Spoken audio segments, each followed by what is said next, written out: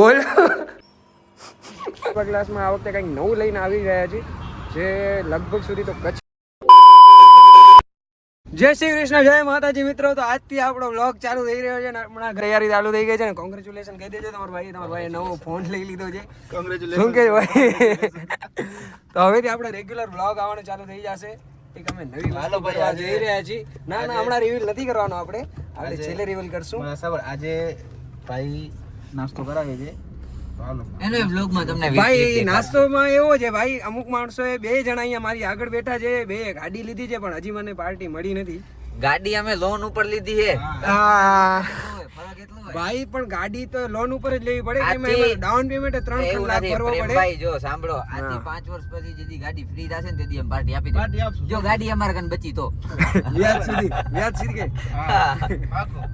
સારું તો જલ્દી અત્યારે ક્યાં કરશું નાસ્તો? અત્યારે નાસ્તો બાસ્તો ક્યાંય નથી કરવાનો, પ્રિન્ટર કરવાનો. આપણે ફોન લીધો છે એટલે બજેટ પૂરો થઈ ગયો છે.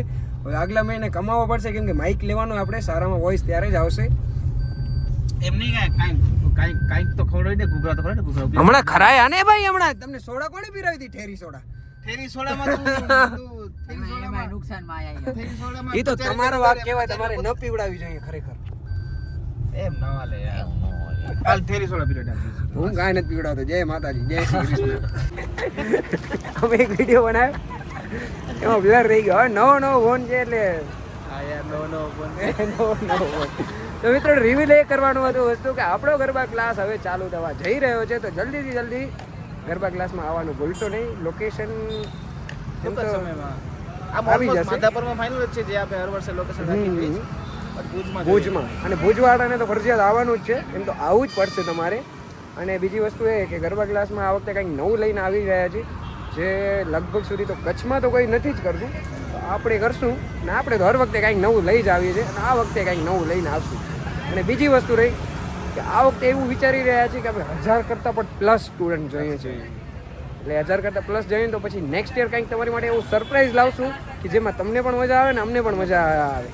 અને આ વખતે થઈ જશે ને 1000 પ્લસ. આરામ તમારો બધાનો હા સપોર્ટ જોઈએ. અને હજી એક વસ્તુ આવી રહી છે, એ તમને હું કહીશ નહીં, રિવીલ નહીં કરી અમે. એ તમે ખાલી જોજો. એ ઇન્સ્ટાગ્રામ ને યુટ્યુબ ઉપર બંનેમાં આમ છાવાની છે. તો ધ કચીસ ફેમિલી જલ્દીથી જલ્દી દબાકડો મચવાનો છે.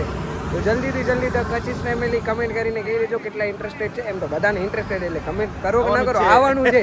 કમેન્ટ ભલે ન કરો હાલશે પણ આવી જાજો ટાઈમ ટુ ટાઈમ. બરાબર. આપણે હવે ઘરે પહોંચી ગયા છે ને આપણું મસ્ત મજાનું જમવાનું તૈયાર થઈ ગયું છે. તો આપણે આપણા રૂમમાંથી હવે જઈએ અને જમવાનું રેડી કરીએ. એટલે જમવાનું આ લાઇટ કેમ બંધ થઈ રહી છે?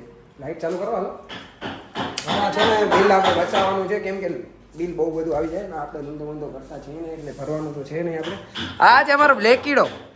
હાલો મારો બ્લેક કીડો. આ કેવું સૌરવ જોશી પાસે શું નામ છે એનું? ઓલી કે એવું કંઈક ના ઓરિયો નામ છે ને. અમારો બ્લેક કીડો છે. આ મારો કાળો પુત્ર છે. ચાલો મારી બાઈડી ત્યાં સામે જ છે. શું કરવા ખબર નહીં. હવે એને આપણે બ્લોગમાં લેશું રોજ કેમ કે મેં એવું સાંભળ્યું છે કે તમે તમારી બાઈડી દેખાડો ને બ્લોગમાં વ્યૂઝ વધારે. એવું કહેવામાં આવે છે. હા તો એવું જ હોય. અને મારા મમ્મી અત્યારે બરફ તોડી રહ્યા છે. જો શું કહેવા માંગુ છું?